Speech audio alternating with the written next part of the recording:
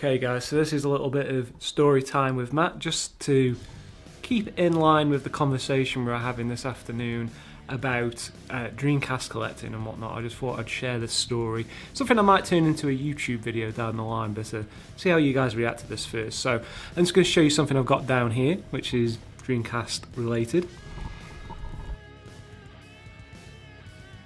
So here is a box that I've had for a few years.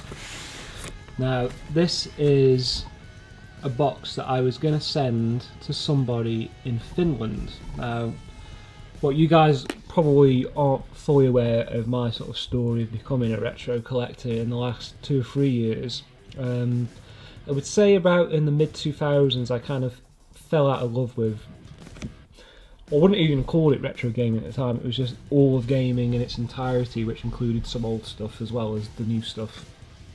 And only had a few things left over, but then I moved to London in 2009 and lost a lot of my stuff in that move, and one of the few things I had left was this box, and it contained all of my Dreamcast collection of the time. And what I wanted to do was put it in the hands of a collector who would really appreciate it, as it didn't really have much value to me at the time. The Dreamcast was long dead, the games weren't worth a shit ton of money like they are now. So I sought somebody out on YouTube who had an interesting channel, and this was when YouTube was a really new thing. And we have this guy here, Janne Kaitila, for lack of a better word, from Finland, and I really liked his channel. He seemed very passionate about Dreamcast, so what I did is actually contacted him and made him an offer to send him all of my Dreamcast games for free. He just had to pay the postage. And as you can see here, I've got it boxed up and everything. I even let him a little note with regards from the Isle of Man. You know, I was quite happy to let them go if someone was going to make good use of them, not just scalp them and flip them on eBay. Anyway, long story short, Janne was getting a little bit fussy. He didn't want to pay shipping charges for some of the games that he already had, and at that point I was just like, okay, you're just being a bit ungrateful here. I'm just going to keep him. And obviously now I'm really glad I am, because out of all my original collections that I've had over the years, this is the only one I have left. Everything else either got lost or was sold on when I finished with it. But in this box, all the Dreamcast games I had when the Dreamcast was new. I have collected and bought other games since then, but I keep them separate to this box because this is quite special to me, to keep this little time capsule of games I had and loved when I was younger and a big fan of the Dreamcast. So we're going to open the box. I'm going to show you what's inside. Mostly import stuff, but there's some PAL stuff in there as well. So you can see it was quite tightly packed in order to make sure it got to Finland in one piece, and I'm glad it never did. So first thing I'll show you is something that every Dreamcast fan simply must have, and that is the Dreamcast VGA box.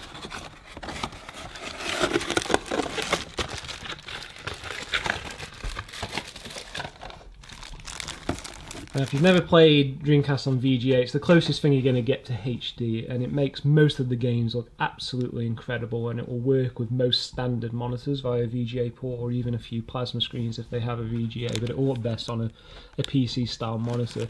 And I think these are a little bit more expensive to get nowadays, but back then it wasn't expensive, and it was the best way that you could play your Dreamcast in terms of visual signal. So this is worth its weight in gold to any Dreamcast collector, and I'd highly recommend you seek one out. Let's have a look at the PAL games very quickly, because you know I'm not a big collector of PAL stuff, but I spotted these at a shop called Another World, who had a few different stores in a chain around the UK. But this is where my import friend Colin Diamond ended up working after his import business took a turn for the worse. So I used to go in there and buy games, and this was picked these up towards the end of the Dreamcast's life when they were very cheap.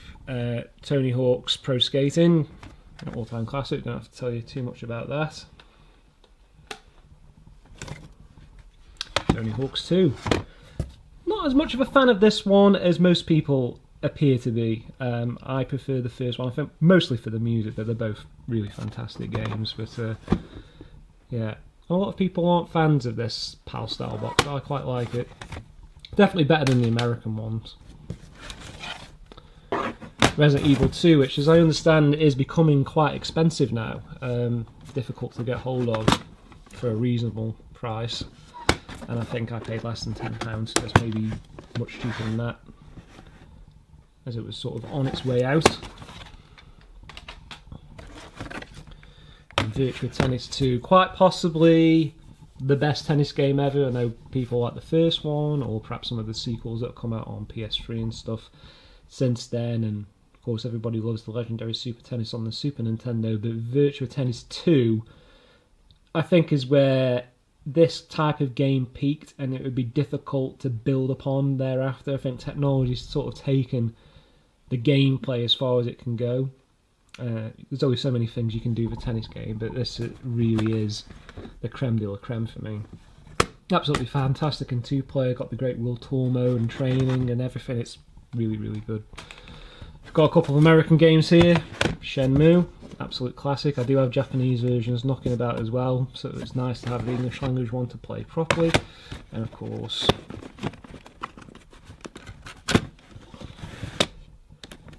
discs and manual are present.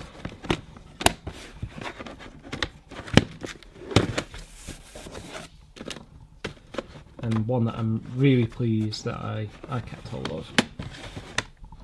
Gorgeous, gorgeous game. The original Virtua Tennis, I sunk an ungodly amount of time into that when that first came out, both in the arcade and on this imported Dreamcast version I have here. Great, great game, but now surpassed by the sequel, of course.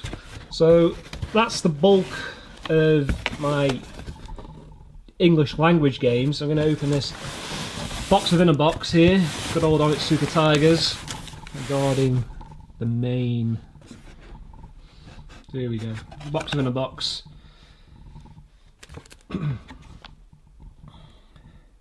Biohazard Code Veronica.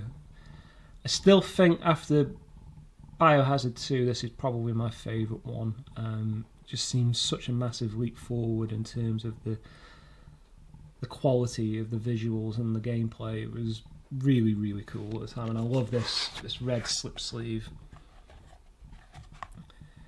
that houses the main box. It's absolutely gorgeous. And again, this was my original copy from back in the day. Now, I know I did say that this box was mostly stuff that I have from back in the day. There are one or two that I've put in here since then. Resident Evil 3 Nemesis. I bought this when I first got back into retro gaming at the start of 2015. I went on a trip to New York and went to a store called Video Games New York and bought this and a sealed copy of Final Fantasy VII on a whim. So that doesn't belong in there, but a cool piece nonetheless. And then I got this at the first Play Expo that I went to in Blackpool with Matt Aguilera, and I met a lot of you guys for the first time. Still haven't opened it yet because I've got it on PS1, and it's always so much better, so I'll just keep that sealed for now, and it's nice to have the spine card. But the rest of these are my entirety of original games, and you can see a couple off the top. So Crazy Taxi. I used to think I was one of the best in the world at Crazy Taxi when I used to compare some of the high scores I could get against what was in magazines and stuff like that at the time. Oh, I loved that game so much. And I remember handing over a juicy £60 or so to buy that from Colin Diamond, working at Another World at the time. And luckily enough, I'd started working, and the decision didn't cause me any moral dilemma. I just saw it and just handed over the cash. And talk about one of gaming's all-time great soundtracks. I mean, absolutely fantastic by The Offspring and by Bad Religion. Love it. We do have one more sealed one here that I did pick up from Play Blackpool 2015. Dead or Alive 2, one of my all-time favourite beat-em-ups. I'm pretty sure I have a loose copy of this in my other box, hence why I've kept this one sealed, but I think it's an underappreciated game, if I'm quite honest. I absolutely love this. It's got such impactful moves, and because you can smash people into the scenery and whatnot, I think the moves are much more weighty than in other 3D beat-em-ups, which is why I really like this. Nothing to do with the boob mechanics, of course. How dare you. Garou, Mark of the Wolves. Yeah, the ultimate Fatal Fury game. And this is one of the ones I have that's actually going up in value quite steadily, particularly because the Neo Geo version is so hard to obtain. But a great beat 'em up. Plays excellent on Dreamcast, and I'm very proud of myself for keeping that spine card from back in the day. You know, I was not really bothered about collecting spine cards and brand new games that I bought back then. You know, I wasn't conscious of how it kind of adds to value, so I'm really pleased with myself for doing that. And yeah, sunk a lot of hours into that game, and an absolutely fantastic version for the Dreamcast. I used to absolutely love 2D fighting games. I mean, I still do, but back then this was my bread and butter. Something like Marvel vs. Capcom 2, and again, this was an expensive buy on import, brand new at the time. Absolutely sensational game. Again, look at me, keeping the spine card, what a G. I love these sort of thick double jewel cases that Japanese developers used to put out Dreamcast games in. Really, really nice. On the same theme, Capcom vs SNK 2. I don't think I'm as much of a fan of this series as I thought I would be, given that I'm a big fan of Capcom games, I'm a big fan of SNK beat-em-ups. And look at me again, keeping spine cards. Fantastic stuff. But it is a really good game. I just don't get quite as excited about it as someone, say like Phil from Maximum Power Up would do, but never mind. So one of the first games I had with my Dreamcast was Sonic Adventure. I'm not a big fan of this game. It looks nice, and it's in keeping with classic Sonic games because of its speed, but yeah, I don't feel the love for it. Didn't keep the spine card that time, you silly bugger. Never mind. But nice one to have in the collection. It would be wrong to have a Sega console without a Sonic game, that's for sure. This is probably the most played game of my Dreamcast collection. The King of Fighters 99 Dream Match, which is more akin to King of Fighters 98 with a little bit of added extra onto it. It doesn't play like the actual King of Fighters 99 on the Neo Geo, but I kind of like it for that because I think 98 is where it's at, quite frankly. And again, kept the spine card. I wonder if I just kept them for the games I really loved or something. And this was cool because you can see on the CD here you've got this kind of like Iori character here in pixel art. I can't quite focus on that, I apologise. And that was because you could link your Dreamcast with this game to a Neo Geo Pocket and transfer data over, which was really cool for the time. Unusual move, but yeah, I was a massive King of Fighters fan back in the Dreamcast days, and yeah, I played this one to death, so really pleased to still have that. Probably the most common game you'll find on the Dreamcast library is Virtua Fighter 3 TB. I mean, even today it probably only costs a couple of pounds maximum, but what a game to sort of give away the Dreamcast. I mean, when you cast your mind back to when the Dreamcast was a brand new thing and you saw Virtua Fighter 3 running on a home console, you know, it looked like something from Terminator 2 style silicon graphics, especially when Doral was on the screen. Really great game. One for the hardcore though. It's certainly not a mainstream fighting game as far as I'm concerned, unless you're in Japan. I think it's a bit more well loved over there. House of the Dead 2. Unfortunately, I don't have the gun anymore, but I did keep the game. But yeah, back when every house had a CRT, this was a must-have, that's for sure. Much better than the first one. I just wish Sega had put a gun out that had a rumble feature, like Time Crisis did in the arcade, but a cool game. This is the game that really sold the Dreamcast to me, Soul Calibur. If you've seen the intro to this, the graphics, the music, the sort of majesty of it all was so big. And of course, on the inside was an absolutely incredible game as well, so definitely the one that probably convinced a lot of people to go out and buy a Dreamcast. It was just so impressive. And no spine card on that one because I did actually buy this one second hand at the time. But still glad that I've got the original one that I had back in the day. Okay, onwards we go. The original Power Stone. This makes something like Smash Brothers look like a piece of crap, quite frankly. I'm so disappointed that the series didn't really catch on. So much fun to play, particularly in 4-player, which was easily done on the Dreamcast thanks to having 4 control ports. Graphically excellent, gameplay was tight and exciting. So much so that I had to go out and buy the sequel, and again paid brand new money for that, something like £60 on import. And the beauty of Power Stone 1 and 2 is it's really easy to play despite the fact it's Japanese. There's nothing challenging in the menu system or anything like that. Really, really cool. And I've got a whole bunch of crap in this.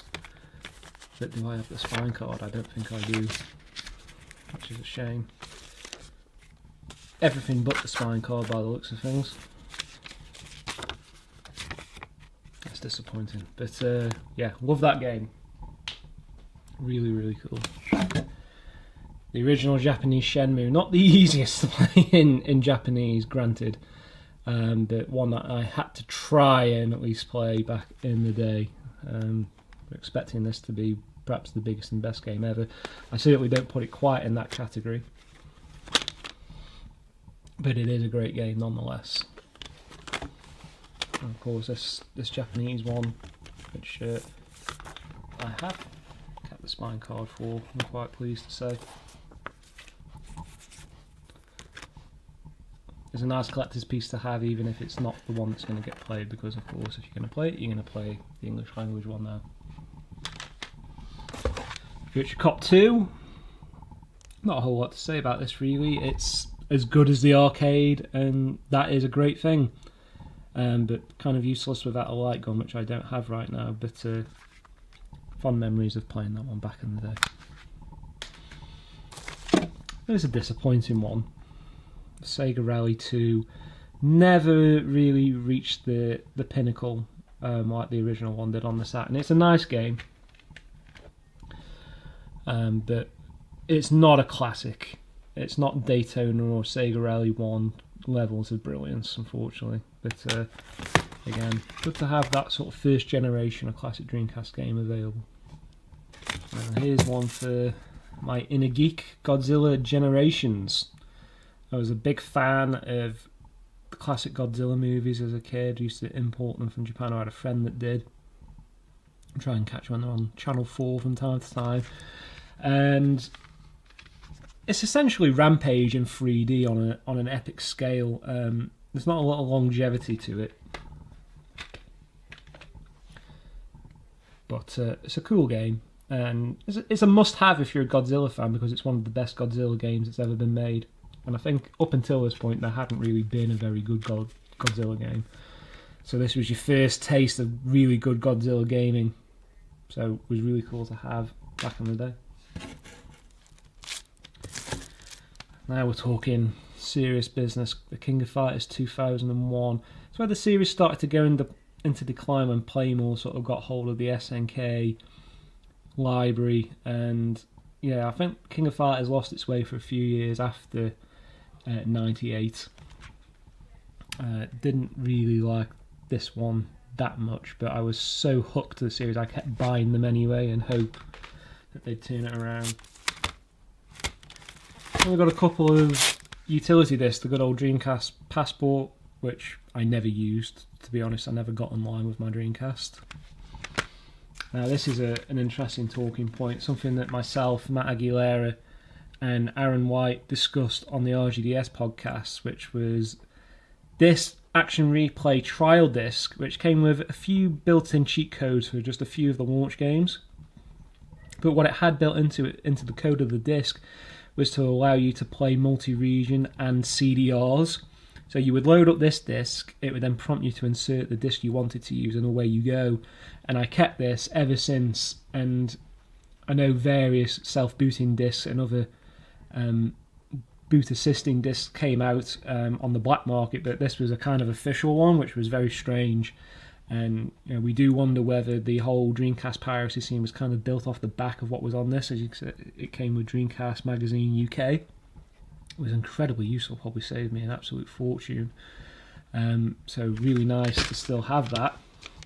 And it still works. I mean, the only thing that was limited about it was the number of cheat codes on it, but in terms of the functionality for multi-region and bootleg discs, it worked fine and permanently. So crazy to think that they were giving that away back in the day. And then, last but not least, CD loader, which is essentially Utopia boot disc. So this is like the black market version of the disc I just showed you, which allowed you to play backup discs on your Dreamcast or use multi-region discs on a UK console, for instance. Something that was very freely available back in the day, and whilst it probably helped get a lot of Dreamcast consoles into people's homes in the UK, it probably helped bring down the decline of the Dreamcast in the long haul. So, nice bit of history there. So there you have it, folks. That's a rundown of my old Dreamcast games. I hope you enjoyed the little chat through that.